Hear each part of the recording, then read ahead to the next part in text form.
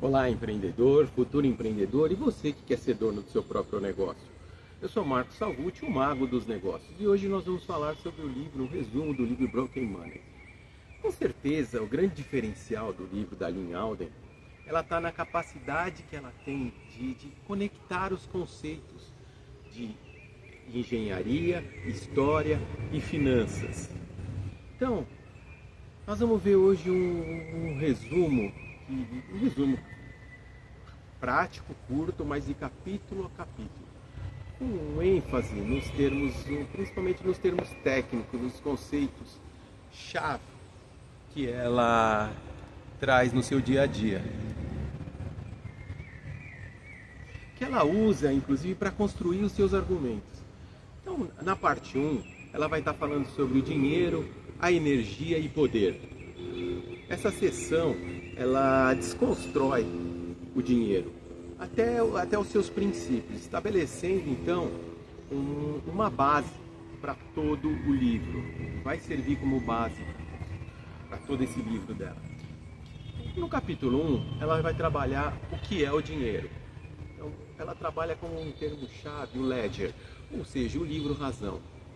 A Alden, ela argumenta que o dinheiro, ela não é uma coisa, mas sim, ela é uma tecnologia, um livro-razão, a gente pode entender como um livro-razão, que seja um sistema de informação que vai estar registrando, vai estar armazenando tudo o que acontece, todas as trocas de valores.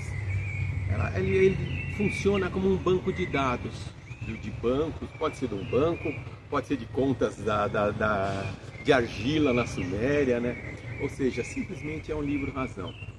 A forma que ele assume, né? Pode ser concha, pode ser ouro, pode ser bits, pode ser criptomoeda. Ela é secundária. Ele tem a função de registrar quem deve o que para quem. Esse é o princípio dele desse capítulo. No capítulo 2, a história fala um pouquinho da história do livro razão, dos ledgers, né? Então ela fala da Ray Stones, que são as pedras Ray, fala dos bastões de contagens, né, as contas que usa para você usava-se como dinheiro naquela época. Então ela usa esses exemplos que são históricos para provar a tese dela do livro razão. Então as Ray Stones, né, da ilha de Iap, elas eram pedras gigantescas e não tinha como mudar elas, né? Então o livro razão, ele era um conceito social na mente de todos com quem o dono de quem era o dono de qual pedra, né? Mesmo que a pedra podia estar na terra, podia estar no fundo do mar, no fundo do oceano, né? Então essa teoria dela prova que a propriedade monetária pode ser puramente informacional. Partindo daí, ela vai para o capítulo 3. E fala o que faz um bom dinheiro. Então ela tem a relação entre o hard money, o dinheiro duro, né, versus o easy money, o dinheiro fácil. Então ela baseia-se muito em cima do stock to flow, que é o estoque de fluxo, para o fluxo, né? Então, o princípio é que o dinheiro duro ele é difícil de produzir, tem um alto custo de produção, enquanto o dinheiro fácil ele é barato de ser produzido. Então, a melhor métrica, né, para você equacionar isso é através do stock to flow, ou seja, a quantidade total que tem o estoque que você tem dividido pela produção anual. Então, nós vamos que é o fluxo, né? E o ouro, ele tem um stock to flow altíssimo, ou seja, ele leva décadas para ser minerado e para aumentar significativamente o estoque dele, né? E o que torna ele duro, difícil, né, na versão dela. E ao dinheiro fiduciário, o dinheiro que a gente vê no dia a dia, ele tem um estoque to flow baixo, ou seja, um banco central, né, ele pode... É a oferta que você tem durante o ano desse dinheiro, o que torna ele mais fácil, né? Então, no quarto capítulo, ele fala dinheiro, energia e poder. Ou seja, o Proof of Work, né, a prova de trabalho dele, Então esse é um conceito central da Alden, né? Com a formação de engenharia dela, né? Deixa eu só centralizar isso aqui de uma maneira mais fácil aqui. Ela argumenta que a única maneira de criar dureza ou escassez no mundo real é ancorar ela a um custo no mundo real. E que isso ela considera que a energia é essa âncora. Então o ouro é duro porque a sua prova de trabalho é energia física, que é gasta na mineração. O dinheiro fiduciário, ele não tem a prova de trabalho, entendeu? O custo de produção dele é muito baixo, ou zero praticamente.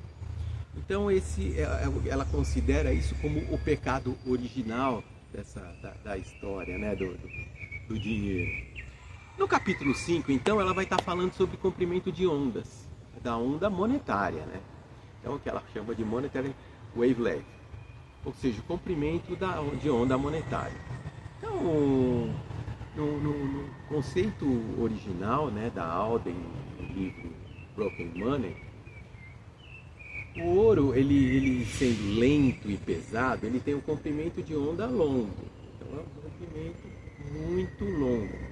E ele é muito bom para quê? Para fazer grandes liquidações internacionais.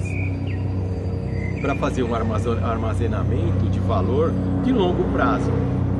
Mas ele é ruim para o pagamento diário. Como é que você faz para comprar um café, comprar uma água, comprar um veículo, algum tipo dessas coisas? Se torna muito difícil. Então ela usa um pouco a prata como comprimento de onda um pouco mais curto, que é melhor para transações locais e o que torna isso mais rápido. O que ela argumenta mesmo é que nenhum ativo monetário único, ele é bom em ambas as coisas. Então ela finaliza essa parte do livro dessa maneira. Na parte 2, ela já começa a falar sobre a ascensão dos bancos. Essa parte ela mostra como o dinheiro físico foi abstraído, como é que foi a centralização do poder nos bancos.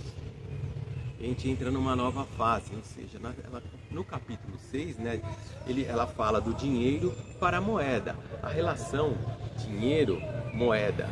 Então, é uma distinção crucial, ou seja, o dinheiro, segundo a Alden, ele é um ativo de liquidação final.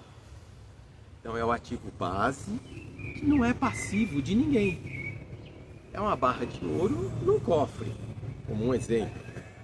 E a moeda é o passivo que é das pessoas, é um recibo, é uma promessa de pagar o dinheiro, o ouro, né? É uma nota, um papel, que promete entregar algo, nesse caso o ouro. Então o sistema ele se torna frágil quando muito mais moeda do que tem de dinheiro para lastrear, ou seja, você tem mais notas do que ouro, efetivamente. Isso a gente vai ver no futuro como isso traz um grande problema. Então a invenção do sistema de reservas fracionadas é no capítulo 7 que a gente vai estar vendo isso. Ou seja, os reserve banking, né? As reservas fracionadas, reservas de banco. Então a prática bancária de manter apenas uma fração do dinheiro, ou o ouro, né? Entenda-se o dinheiro como ouro, ele é depositado e empresta o restante. Ou seja, isso cria uma nova moeda. Que moeda é essa? O crédito, que a sociedade moderna trabalha no dia a dia de uma maneira muito fácil, muito corriqueira, né? Então, do nada, ela expandiu a oferta monetária, foi se expandir. Então, e aí acontece o risco, que é inerente à corrida aos bancos. Se muitos depositantes pedirem o seu dinheiro, o seu ouro, em tese, né, de volta ao mesmo tempo, o banco quebra. Porque ele emitiu muito mais dinheiro, muito mais moeda, né, recibos, do que ele tem em ouro, ou seja, que tenha realmente do dinheiro fixo.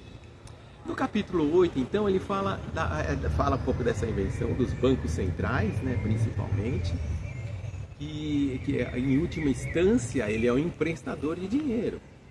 Então os bancos centrais, eles foram criados para resolver um problema das corridas, a corrida aos bancos.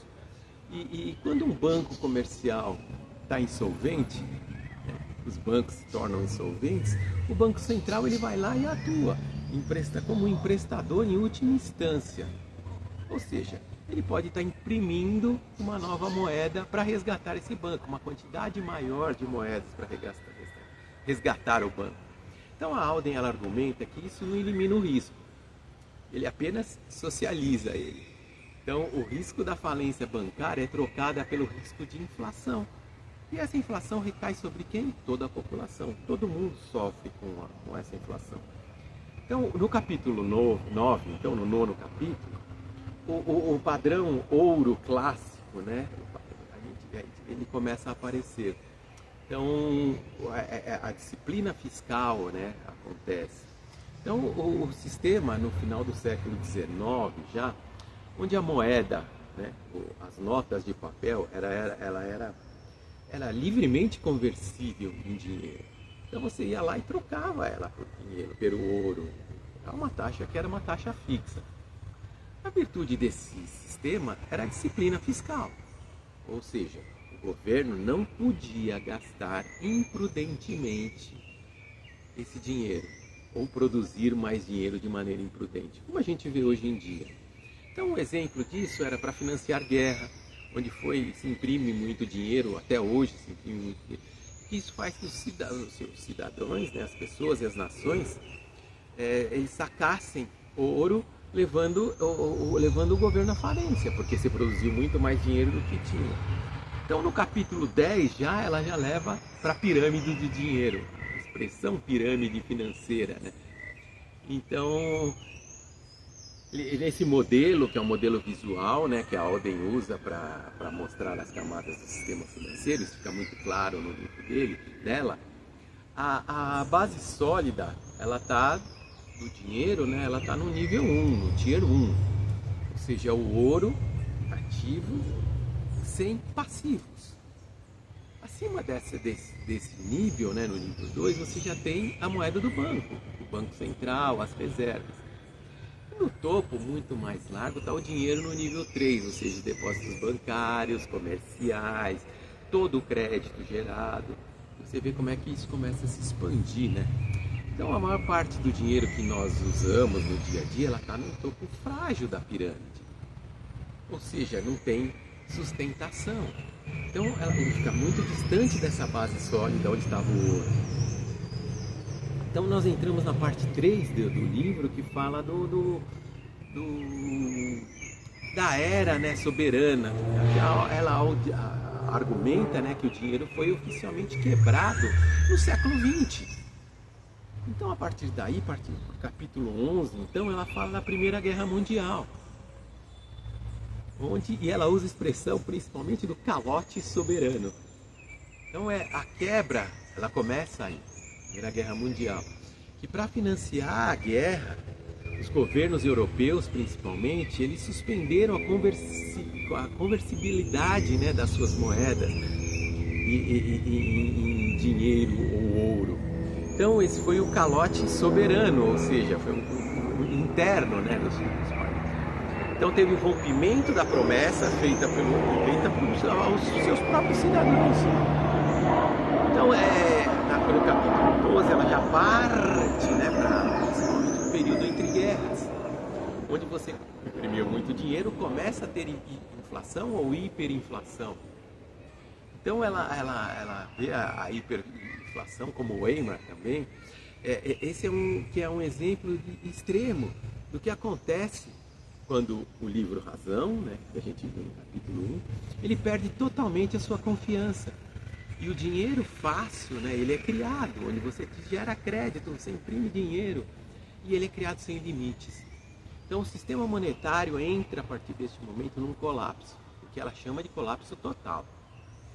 No capítulo 3 a gente entra no Bretton Woods, que é a relação ouro-exchange, né, o exchange standard, o padrão, né, ouro-câmbio. O detalhe desse sistema, né, que em 1944 ele não era um padrão ouro completo. Então apenas o dólar americano era totalmente conversível em ouro, ou seja, 35 dólares por onça. Todas as outras moedas, elas eram então atreladas ao dólar. E o dólar então passa a se tornar uma moeda de reserva mundial, a World Reserve Currency, e forçando os outros países a manter então os dólares, né, os passivos dos Estados Unidos, e em vez de ouro, ou seja, o ativo base. Então ela parte para o capítulo 14 já mostrando o choque Nixon. E o que acontece, né, com o choque Dixon, que é o dilema de Triffin, né?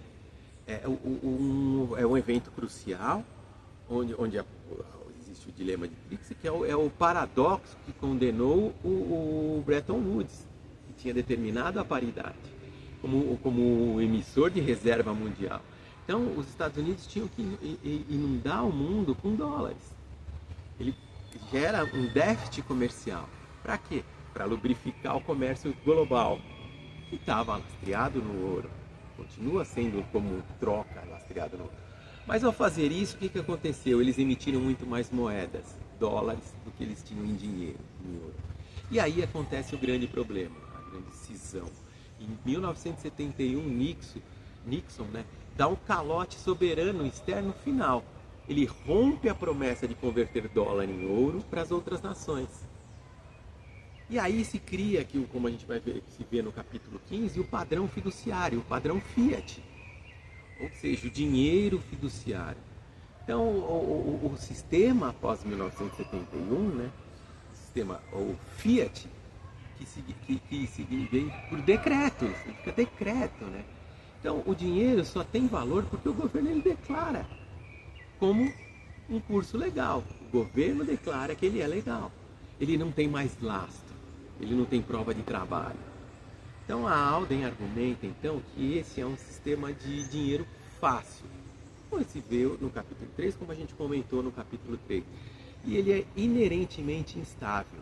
Ele é baseado inteiramente na confiança. Sem qualquer âncora. Uma âncora física, né, ou energética que mostre isso, que ele realmente funciona. Aí nós já partimos na quarta parte do livro, né, que é o sistema monetário global. E esta aí é uma análise bem técnica da Alden, né, como um sistema instável fiduciário e como ele se mantém em pé a partir desse módulo. Então no capítulo 16 ela já começa a falar do petrodólar, né, o petrodólar, do sistema petrodólar. Então após 1971, a quebra, né, da relação dólar-ouro, que dava lastro para o dólar, passa a entrar o petróleo dando o lastro. Então ela detalha os acordos que foram feitos, geopolíticos, que foram feitos entre a Arábia Saudita, o grupo da OPEP, né, para precificar e vender o petróleo exclusivamente em dólares. Então, como todas as nações precisam do petróleo, elas são forçadas a adquirir e manter o dólar para comprar o petróleo. Foi uma grande sacada do governo americano. Mas isso criou uma demanda global artificial pelo dólar. Então ela substituiu aquele lastro em ouro pelo lastro em petróleo. E aí se cria neste momento o sistema euro-dólar. Então esse é nesse capítulo, né, principalmente, ele é mais complexo, porque o que acontece, o sistema euro-dólar, né, eles são os dólares americanos que são mantidos em bancos fora dos Estados Unidos. Então ele poderia estar lá no banco em Londres, em Tóquio, em qualquer lugar.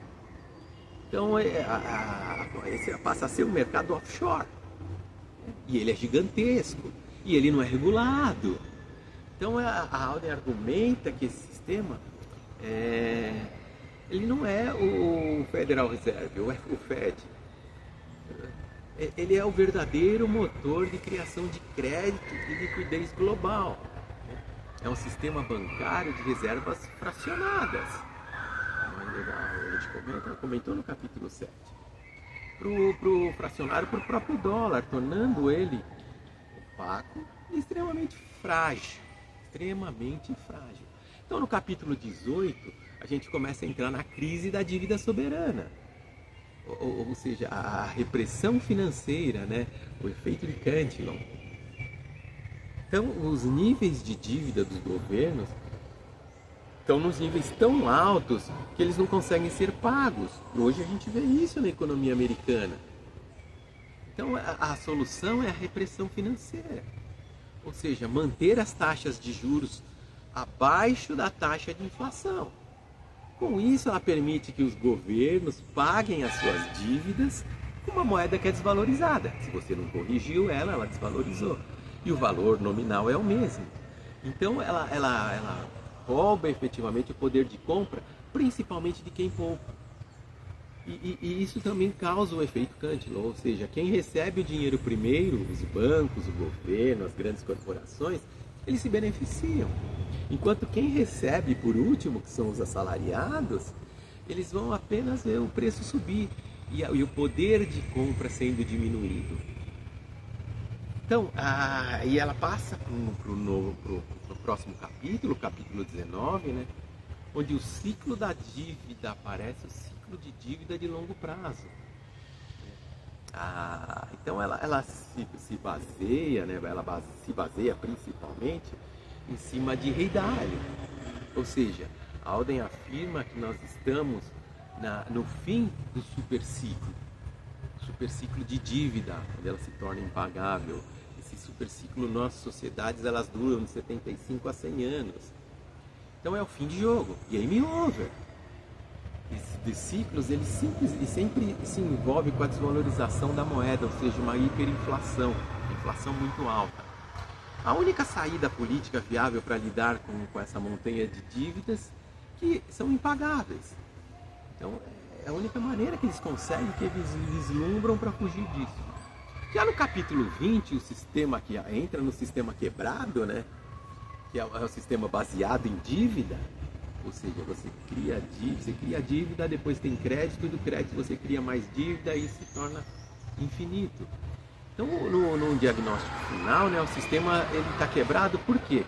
Porque ele realmente é um sistema baseado na dívida. Então, para que haja a oferta de dinheiro, para que a oferta de dinheiro cresça, mais dívida vai ser criada. O sistema americano está muito baseado nisso. Então é um sistema que precisa de inflação perpétua para evitar o colapso e que torna ele fundamentalmente hostil para quem é poupador. Ou seja, o poupador está sempre sendo diluído. Então você passa a ter um novo cenário monetário que aparece. Então a parte final ela vira para uma solução tecnológica, que ela entende como uma resposta direta aos problemas do diagnóstico. Então no capítulo 21, surge o problema do dinheiro digital, o risco da centralização. Então as tentativas anteriores, né, que tiveram do dinheiro digital, o e-gold, eles falharam, porque eles eram centralizados e eles podiam ser manipulados da maneira que quisessem. Então existia uma empresa, existia um CEO, existiam servidores que podiam ser, segundo ela, fechados, né, ou pressionados pelo governo. Então o desafio era passa a ser criar um dinheiro digital descentralizado. E aí no capítulo 22 surge quem? O Bitcoin. Quem eu sou um grande adepto e adoro falar sobre isso. Que é uma solução para esse gasto duplo, ou triplo do mesmo dinheiro, né? Então, essa é uma grande inovação, ela é atual, né? Foi o Satoshi Nakamoto que desenvolveu tudo isso, e ele tinha como princípio garantir que uma unidade digital não possa ser copiada ou gasta duas vezes, quando você usa o dinheiro para refinanciar algumas coisas. Ele não tem um servidor central. Então a solução foi combinar o que? A prova de trabalho, o Proof of Work, certo? Com o livro Razão. Então o livro Razão, ele é distribuído, né? Ele é a blockchain. Ele sustenta tudo isso, criando um sistema onde computacionalmente e economicamente é inviável de trapacear. Então no capítulo 23 ela discorre como o Bitcoin sendo dinheiro duro, dinheiro difícil, onde tem a escassez digital. Então, pela primeira vez, o Bitcoin criou essa escassez digital e verificável.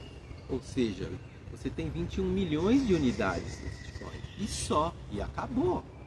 Então ele é um dinheiro duro, por quê? Porque a sua produção, a sua mineração, ela exige uma quantidade enorme de prova de trabalho, na sua forma principal de energia. Então a Alden vê como uma síntese nisso, a escassez do ouro com a transferência disso para o dinheiro fiduciário. Então no capítulo 24 ela já começa a falar da rede Lightning, que é a Lightning Network, que ela é uma layer 2, uma segunda camada do Bitcoin. Então ela torna o conceito, né, do comprimento de onda monetário, né, como a principal rede do Bitcoin, que é uma camada 1. Ela é cara, essa camada. Ela é otimizada para ser um ouro digital, ou seja, ela tem uma liquidação final com uma onda longa. A Lightning Network, ela é uma camada 2, ela é construída sobre o Bitcoin. E ela vem projetada para ser o dinheiro do seu dia a dia, onde você consegue fazer as transações instantâneas, transações que são muito mais baratas, ou seja, uma onda curta do processo.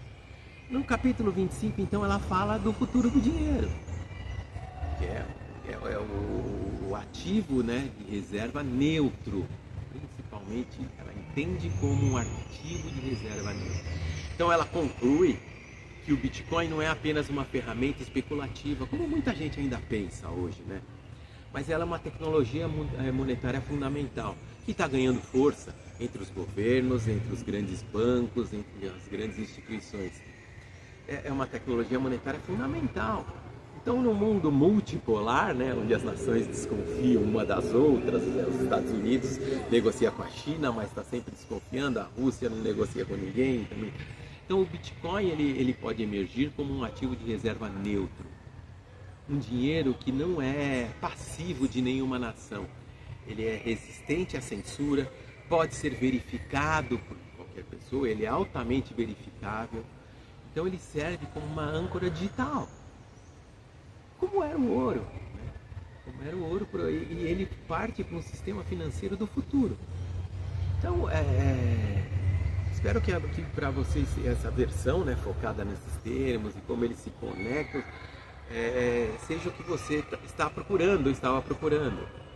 Eu gostaria muito e vou discutir isso mais a fundo, né, com alguns termos, como a relação sistema dólar e euro-dólar, como o Bitcoin específico. Vou estar trazendo isso para você nos próximos vídeos, tá bom? Nesse momento era isso, espero que vocês aproveitem, que tenham se interessado pelo Broken Money, né, o Quebrando o Dinheiro, e que vocês tenham disposição para ler, para acompanhar mais e aprofundar isso mais.